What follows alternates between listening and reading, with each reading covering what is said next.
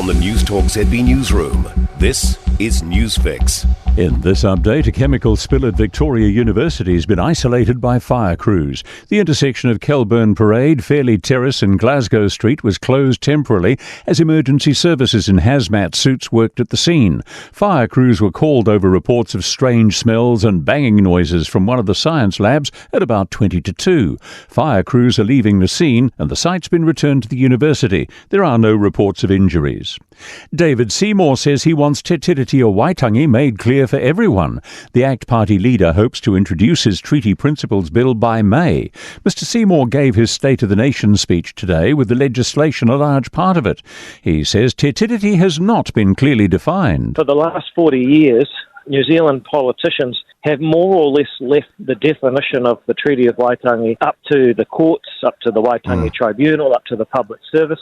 Bus services in Wellington are being added to and expanded as more drivers join the network. A new route from the Wellington suburb of Northland through to Strathmore is being added, with stops at the university and hospital. Greater Wellington Regional Council Chair Darren Ponter says it's a positive step forward after recent COVID difficulties and driver shortages. Can only acknowledge the frustrations and the inconvenience that commuters had to bear in that time. But we're out the back end of that now. Many other buses will come more often or have their routes extended.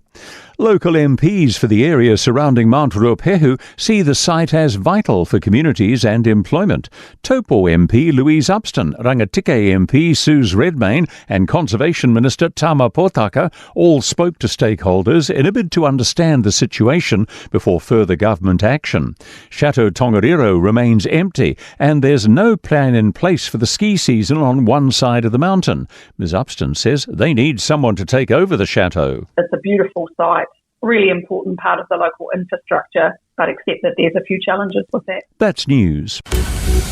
In sport, Amelia Kerr has led Wellington to an 8th Super Smash T20 title, beating the Central Hinds by just one run in a gripping final at Eden Park.